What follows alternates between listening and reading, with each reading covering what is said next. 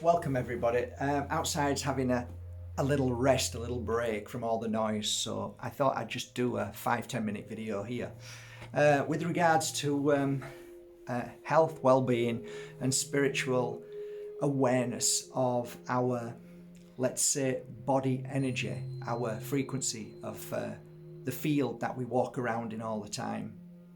Let's talk about dis-ease, let's talk about germs, let's talk about viruses, let's talk about all of these things. And let's see where we can go with this. Many years ago, I started practicing the art of healing on hundreds and thousands of people. And at that time, I started really understanding people's life, starting to understand people, starting to understand what illness truly was. And there were many patterns that I saw very clearly that made a huge shift in my understanding of what I believed was disease. Let's say my thought process before I hit this path was of the medical protocol that, oh, I don't feel well, rush to the doctors. Okay, so that disappeared when I started seeing things happening on a completely different level than I've ever seen in my life. I'm going to give you some snippets of food for thought. At the beginning of my healing career, because my mum died at 45 years old, love her, she's there. She never really died. She's always been with me. When she moved in, when she went back home of cancer. And at 12 years old, it was a difficult thing for me to understand, grasp, or even try to be aware of what was going on, what was happening at 12 years old. But as I grew up, I started doing things which I thought were good things, and then I realised not so good, which was trying to raise money for certain cancer research companies. And then I realised quickly that cancer research companies don't really want to find cures because they make so much money. So they actually are the opposite of what they're meant to do. Anyway, I realised that afterwards because me being me, I was just thinking this was a good thing to do. That's probably upset a lot of people, but sorry guys, it's true. Right from the horse's mouth. I know it because I've read for a lot of people who worked for and right next to these people in these so-called yeah, they don't want to, what do they want a cure for? What are you going to do now? Well, what are we going to do now? We found a cure, what are we going to do now? What about my wage? Oh, I need to find another way to make money. Think about it. That's all of them. There's one coming up shortly, right? Oh, we need your money, says the multi-millionaire who tax dodgers every way they can. You know, we need your money for the children. Oh, the children. Yeah, whatever, mate. Yeah. So I realised that was nonsense. Anyway, going back to me starting to understand this beautiful field of work of healing, I opened my doors as a full-time healer, and the doors open with one major thing that I wanted everybody to know. If you have any form of cancer, you come freely anytime you want, free of charge. So I did that for 3 or 4 years. I'd say at least 3 years. I said 2 years before, then I realized, one of my clients said, why'd you keep saying that? It was at least 4 years. And I went, okay, it was 4 years. So let's say I did it for 2 years. In those 2 years, I traveled, let's say, maybe 2,000 miles to get to certain people with cancer. I traveled an hour here, an hour there, and people came to my door. When I traveled, it was hospice, hospitals, beds, homes in beds, and so on. So one of the things that just boom was this. I came out from doing a healing session. It wasn't one, it ended up being 3 or 4 because there were other people in that ward with cancer. And when one person sees me giving healing, the rest are very curious and they don't want to ask, but they're smiling and And I smile back, and when I finished, I'll say, how are you today? Oh, I'm really interested what you're doing. I said, it's just a form of healing, just to make you feel a little bit better and stronger. And sometimes it makes you aware of certain things that are very kind of spiritual, really. Oh, I'd love that. And I'd say, well, if you would like, I'd be happy to give you a healing session now from my heart to yours. So I'd do 2 or 3, sometimes more, depending on how long I'd got, because obviously I had to work as well and make a living. So anyway, I remember one day walking out after spending a couple of hours there, and as I walked out, this beautiful woman, who was a nurse, head nurse, said, are you going now? I says, oh, I am. Thank you for coming. She said, everybody always feels so much better when you come. And I went, oh, that's really kind. Thank you. I just do my best. And she said, you know what, Mark? And I said, what? The one thing I've learned working in this ward is, and please don't ever tell anybody, you won't know who she is, and it wouldn't make any difference. Nobody would know who she is, so I can say this. She said, I always know who's going to survive. And I went, wow. And she says, I thought you would know that. I said, no, I only see life, I don't see death. I made that decision when my first mentor wanted me to see death, and I said I didn't want to see it.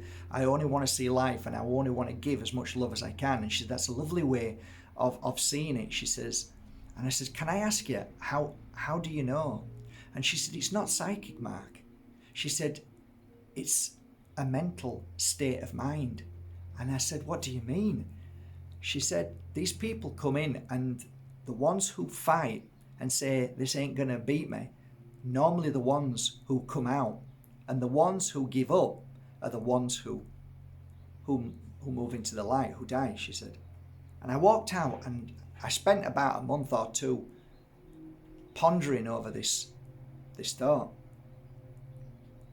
Do I believe in disease? I don't believe in a disease that you can catch from somebody else. And the reason why I don't believe it is because I figured out what this energy is. Because we tend to think that if we're in the same room with somebody else, we pick up a disease from somebody else or a virus from somebody else. My personal understanding, my belief, what I've seen in 20 years, I would say it's utter BS created by a modern mainstream medicine religion cult. And I know a lot of you are going to be say it's nonsense, but I'm gonna give you a few examples. Okay. First thing I want to say to you is, why is it that doctors and nurses don't ever get diseases and illnesses that everybody else has in the ward? It's just a thought. It's just not getting you upset. I just want you to think about that. Okay. Why is it that some people never get ill? Okay. So these are interesting thoughts. Now, some people would talk about immune system. Now, personally, I've come to understand immune system as just being, again, another word used by many people. I don't believe in immune system per se. I believe in the body, the body. Your, what I call warriors inside your body. And those warriors, when you feed them correctly, when you love them correctly, when you keep away negative energy, when you keep away bad things that are being thrown at you every day on MSM and people's worries and fears and weaknesses, then you can create these beautiful warriors inside you to be strong all the time. And they're the ones that are looking after your body all the time. So let's get back to why I, a long time ago, realized that there was something going on. And I'm going to give you 2 more stories. The first story is, I watched a video, and I've said it to you many times on YouTube. It's gone. I've looked for it, can't find it. Even tried to look for it a week ago, couldn't find it. It's gone. It's disappeared. And I wonder why. I'm not going to go into too much detail, but let me tell you this. It was a kind of experiment, Big Brother, that nobody knew anything about. And they were all brought into a building, a very beautiful white building, all sanitized, almost clinical. They were all tested, were I think there were, I don't know how many there were, 8, 9, 7, 6, I can't remember. There was a group of people that were tested by mainstream doctors to see if they've got temperatures, if they were feeling ill, sick, anything like that. They all passed with flying colours, they were all healthy. So they went into the Big Brother for a few days. Then another group came in, and the other group that came in were all sick, coughing and spluttering. They had colds, flu, all sorts of nasty bugs. And they came into that environment, closed environment. And at the end of the set 3, 4, 5, 6, 7 days, they all came out together. And at the end of it, the first group of people ended up with colds. Most of them ended up with colds or not feeling well and sick. Okay? And they were tested by the same medical people, and they tested that they did have temperatures, they had colds, they were feeling sick, and most of them weren't very well. I think 1 or 2 were okay, but the rest were ill.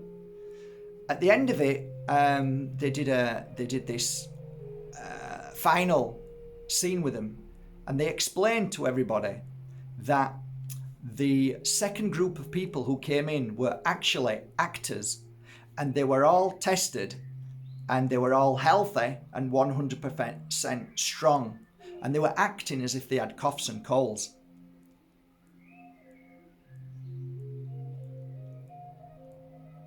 I'm just giving you a moment to think about it. Conclusion. And it's a boom moment. Conclusion. Tell me, shout through the screen, what is the conclusion of that? Who created their sickness? That's right, they did. Through their belief that somebody told them that they were ill. Okay? Now, I'm going to give you another story, which is, you will be able to find this story if you search hard enough. And it was basically a true experiment done many, many years ago. And it was a horrible experiment, but it was an experiment that you need to know. So basically what happened was, there was a terrible man who did terrible things. And he was sentenced to death. Okay, there's going to be some noise now, I'm sorry. He was sentenced to death. On the sentencing, the government came to him and said, look, if you want to appease your sins, if you want to, feel some forgiveness, then enter into an experiment for the sake of mankind. So he agreed. So the experiment was, because he was going to die he was being put to death anyway, but what they were going to do is they were going to give, instead of giving him a lethal injection, what they were going to do is something else. So this is what they did to him.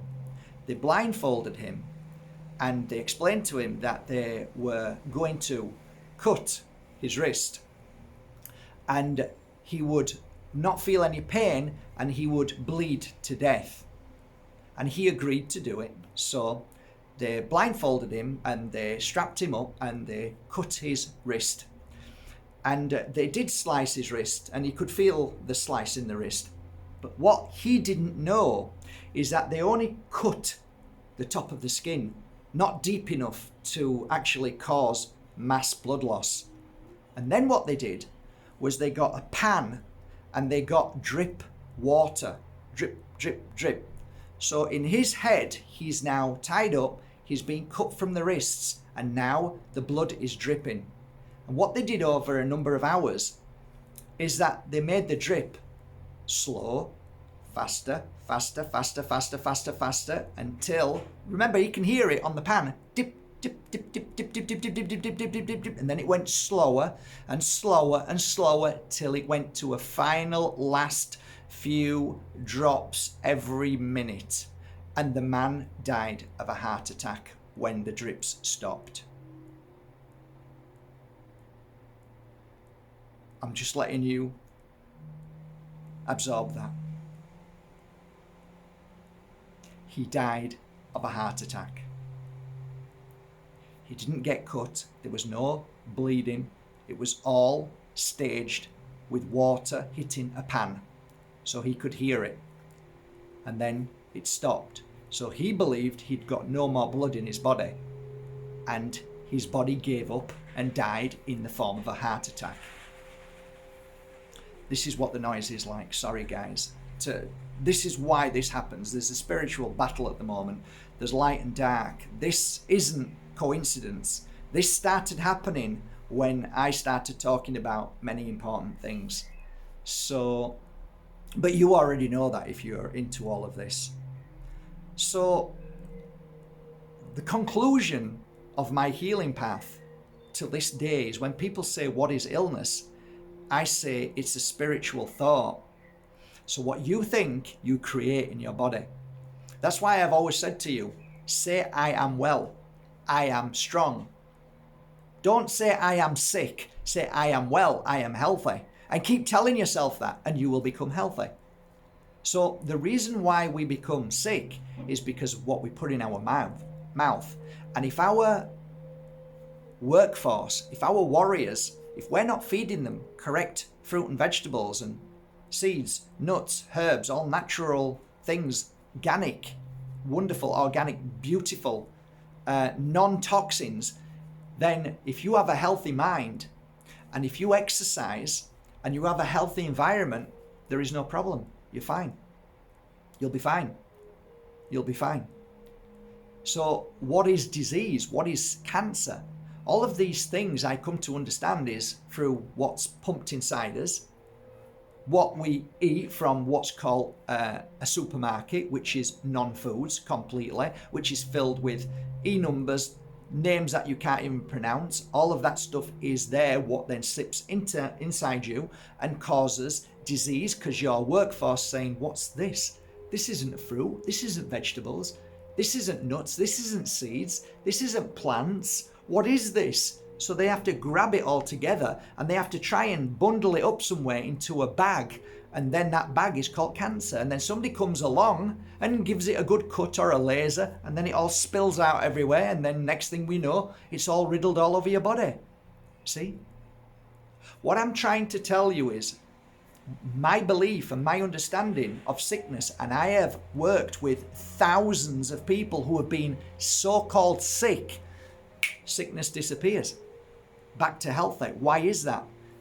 Because the right mindset, the right trust in your divine spark and healing ability, which they hijacked, and the medical industry called it the placebo, which is a lie done deliberately so they don't let you know that you have an amazing, amazing healing ability in your body.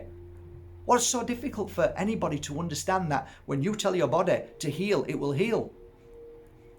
Well, what's so difficult to understand that? Well, who's made you believe that that's not true?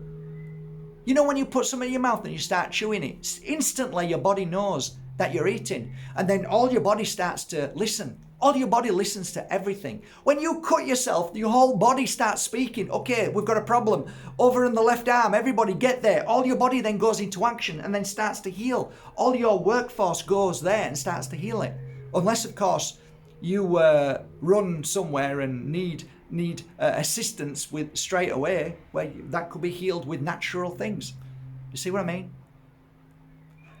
What's going on right now is a creation of the mainstream medical whatever, doing whatever and creating whatever, and the mainstream thinking, the mainstream media telling you what's wrong with you and what's going on in the world, and that, you know, so you feel down, you feel sick, you feel sad, you feel depressed because of a disease that could kill you at any moment. Now you start thinking, worrying, running around, thinking you're going to die any minute, and all of a sudden, guess what you're creating? Just like that group of people did in there, watching everybody coughing and spluttering. And then they start getting sick.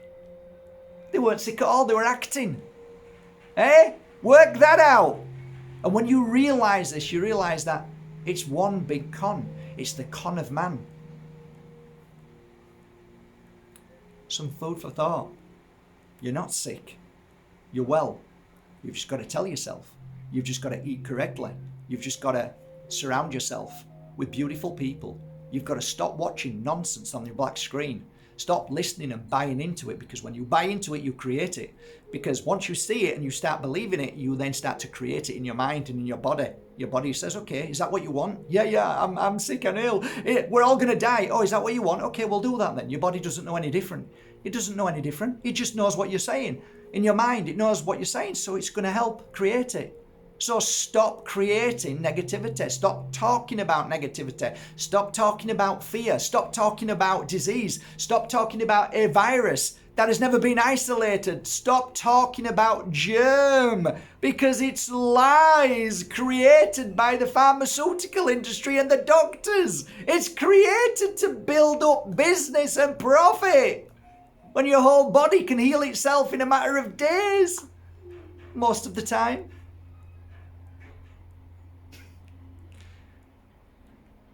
This is what's called food for thought. It's a truth bomb. Love you all. Be strong. Be amazing. Be fantastic. And be healthy. Mind, body, and spirit. 7 principles of health are so important right now. Have a great day.